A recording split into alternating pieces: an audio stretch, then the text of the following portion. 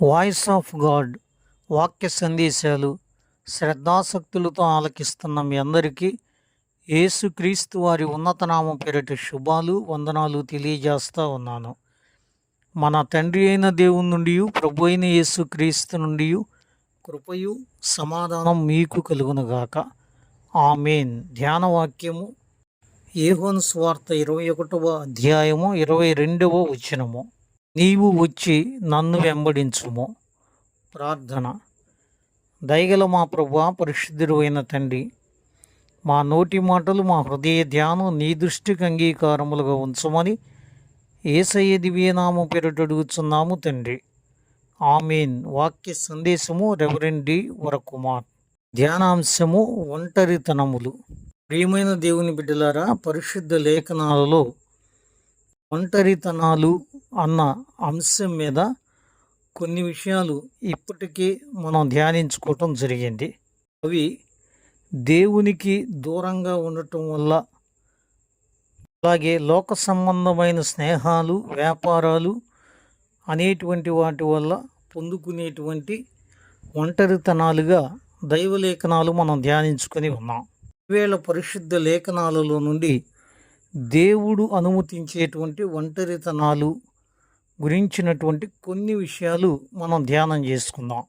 దేవుడు ఒంటరితనములోనికి విశ్వాసులను తీసుకొని వెళతాడా అని ప్రశ్నిస్తే తప్పక తీసుకెళ్తాడు అని జవాబు చెప్పాల్సిందే. పరిశుద్ధ గ్రంథంలో ఎన్నో విషయాలు మన ముందు ఉంచబడ్డాయి. నీవు నన్ను వెంబడించుము అని ప్రభు అయినటువంటి యేసుక్రీస్తు వారు పేతురుతో పలికినటువంటి ఈ మాట 22వ వచనంలోనూ వ్రాయబడిను, 19వ వచనం ముందు కూడా వ్రాయబడి ఉన్నది.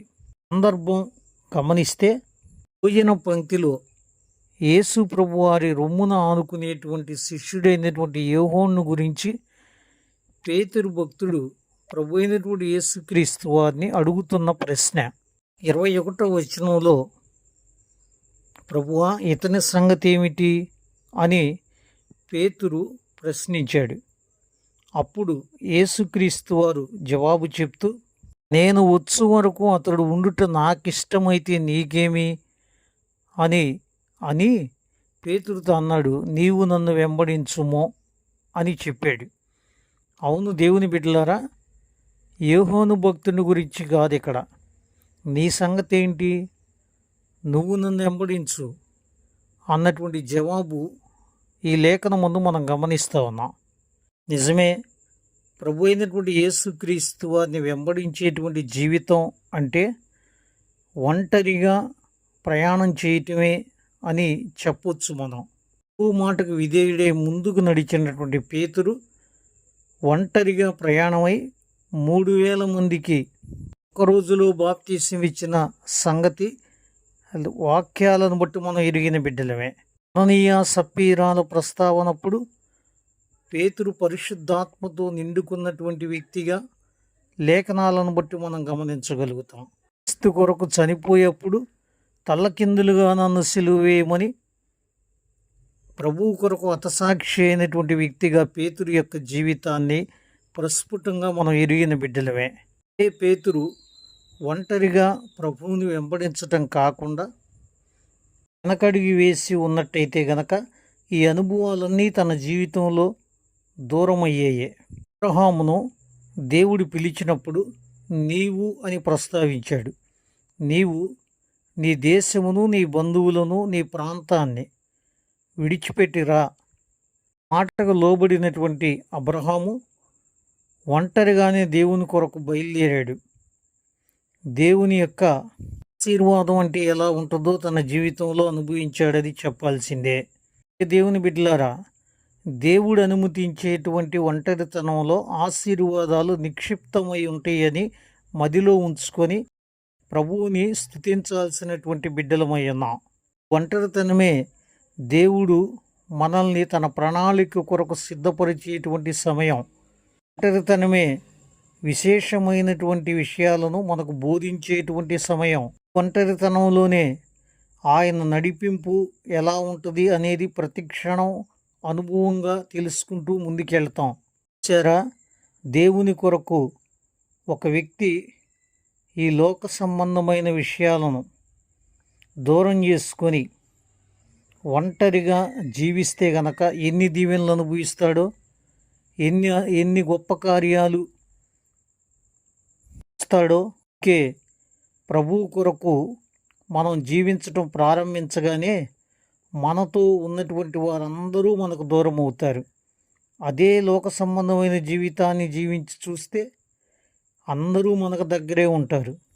మంచిదో ఆలోచన చేసుకోవాలి. మనం ప్రభువుతో మనం జీవిస్తూ ఉన్నప్పుడు ప్రతి విషయం కూడా వదులుకుంటూ ముందుకు వెళ్ళాల్సి వస్తుంది.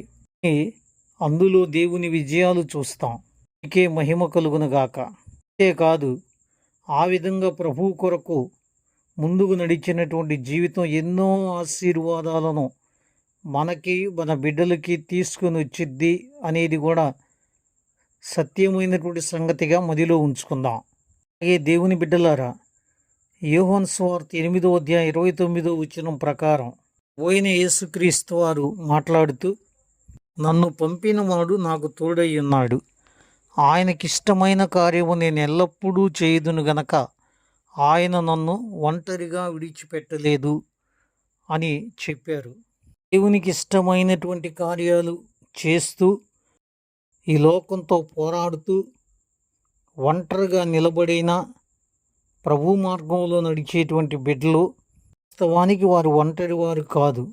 ఒంటరితనాన్ని వారి జీవితాల్లోకి అనుమతించినటువంటి దేవుడే వారికి తోడై నడిపిస్తాడు. ఒంటరిగా విడిచిపెట్టకుండా అనుక్షణం వారితోనే ఉంటాడు. లోకం మనతో లేకపోయినా దేవుడు మనతో ఉన్న నిండుతనాన్ని అనుభవిస్తున్నటువంటి ధన్యులం మనందరం. పరిశుద్ధ లేఖనాలు మదిలో ఉంచుకుందాం.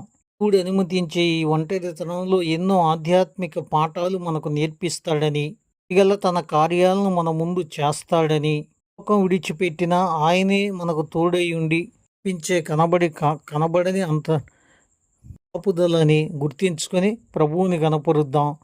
దైవ జీవితంలో కొనసాగుదాం. ఒంటరితనం నాకెందుకు వచ్చిందని బాధపడకుండా ఉందాం. దేవుడు ఎన్ని దాచి ఉంచాడన్నది తెలుసుకోవటానికి మనస్సు నిలుపుదాం. దైవాశీస్సులు అనుభవించే బిడ్డలుగా నడుద్దాం. పరిశుద్ధాత్మ దేవుడు ఈ లేఖనాలను మన కొరకు ఆశీర్వదించునుగాక. ఆమేన్. ప్రార్థన.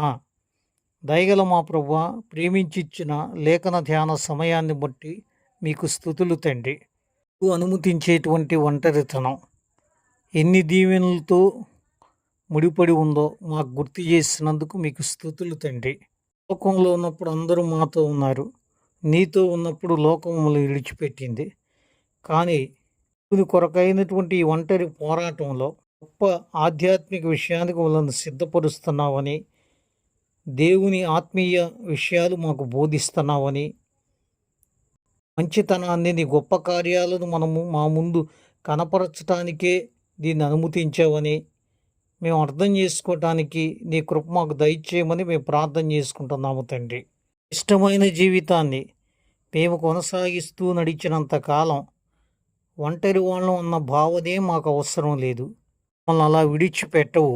తోనే నువ్వు ఉంటావు, మాలో నీ ఉన్నావు. మహిమ ఘనత ప్రభావాలు మీకే చెల్లిస్తా ఉన్నా. అన్యకరమైన జీవితాన్ని కాపాడుకుంటూ ఏదో శిక్ష, ఈ ఒంటరితనం అన్న భావన మేము తీసేసుకొని ఈ విషయాలు నేర్చుకునే దిశలో ఎదిగే బిడ్డలుగా దీవించండి.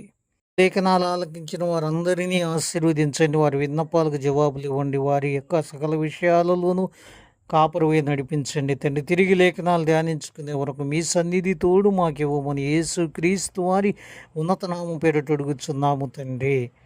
ఆమేన్. త్రియేక దేవుని దీవెన సదాకాలము మీ అందరూ తోడే నడిపించునుగాక. ఆమేన్. అందరికీ వందనాలండి. సెలవు.